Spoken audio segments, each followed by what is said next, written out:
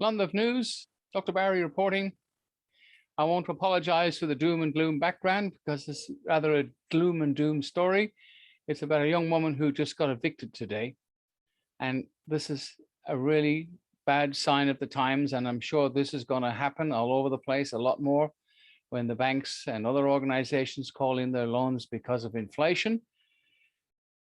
Some would say it's a natural process, but basically it's really not a very lawful one. Anyway, have a look at this video. This woman explains her case the best she can. On camera, she did very well, but off camera, she was not a very confident lady. She was in tears at times, and it's very sad after 20 odd years being put out on the street with very little recourse. But common law is the only way to fight this corruption, and it has to stop. And it is corruption, guys. We have people masquerading as law enforcement when they're not. And they're taking the law into their own hands, and we stand by. And sadly, the police force stand by. I mean, they're there to serve and protect. Come on, guys, do your job. This has got to stop, and we have got to stop it. The people, we need to get together and stop. This is going to get worse. They've just started. And then Daniel Andrews, the CEO of Victoria Corporation, was found with no case to answer by another private organization that looked into his affairs. I mean, really, guys, make a stand, for Christ's sake. Get off your asses and do something before we all end up in the clink. We're down here in Cheltenham, Victoria. Behind me, you can see people masquerading as sheriffs. Yes, well, they're a private company, so they're masquerading, but they got a job to do, which may be legal, but by God, it's certainly not lawful. Okay, so we can see the pretend sheriffs behind you, which are obviously a private corporation, acting legally, believe it or not, but of course it's not lawful. No. So what the hell happened, and how did all this happen? So when we went into lockdown, I requested that my home loan company put the loan on hold, which is Allstate's corporation. So they didn't put it on hold, yeah, and they put legal action against me for default of the loan. I never received the documentation to go to court. They say it was served, and it wasn't. It was never given to me. So they went to court. They got a judgment against me ex parte without me showing up to court. And then I didn't know for 12 months until April of 2021 that any of this was happening until the sheriffs arrived at my house to give me a notice to vacate, just a notice. I then put an application in with APRA against Allstate's. That continued for a few more months while everything again was in lockdown on hold.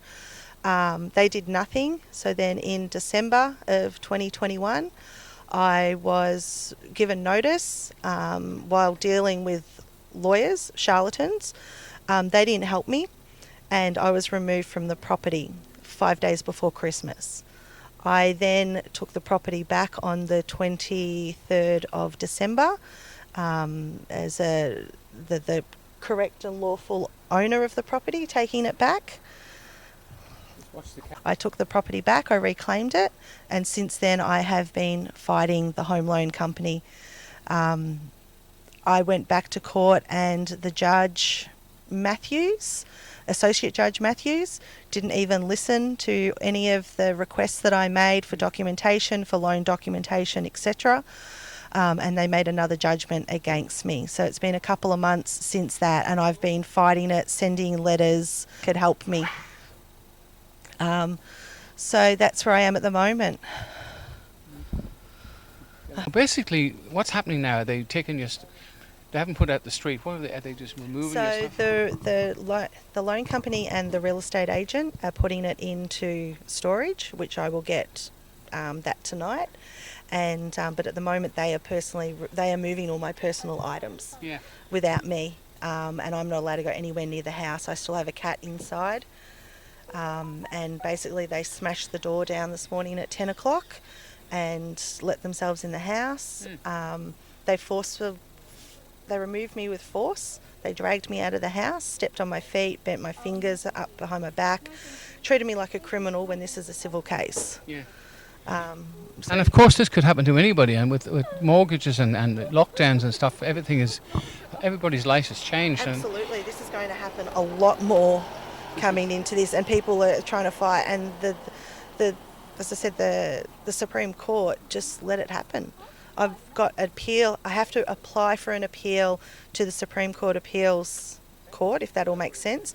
It's a massive thing that I'm doing. I'm in the process of it, but the loan company and the sheriffs have basically jumped on this on the days in between. They have not supplied me with a warrant today. I have asked for a copy of the warrant. My friends have asked for a copy of a warrant. They have showed me nothing, not a single piece of paper. There is the warrant that I was sent via email on Friday is a copy. There is no signature on it, and they cannot supply me with an original, is what it was said in the letter from the sheriff. Well, as an ex-cop, I remember when years back when things were not private corporations, a warrant had to be signed and a seal applied and a wet signature to be effective. Now we have people masquerading as looking like police, dressed up, looking like them. They're the sheriffs, but they're not sheriffs. I mean, they're just a private corporation, part of the Justice Department is a private company. So this is wrong, and it has to stop. And over the last 2 years since this has started, I've had a massive awakening like everyone else, but realising that all of this is just unlawful. The police refuse to come down, even though I've told them that there is no warrant, and they've broken into my home, they've assaulted me, and I basically say they are stealing and removing my property at the moment. The police wouldn't come down, and these guys won't listen. And here I am, thrown out onto the street at the moment. And this could happen to anybody watching this anywhere in the world. It stopped in Ireland. A few people in Ireland have stopped this criminal activity because the banks actually lend you no money whatsoever. So it's a long story. We'll have to get there. Well, that's the other thing. There is no signed loan document from the loan company. They have not signed.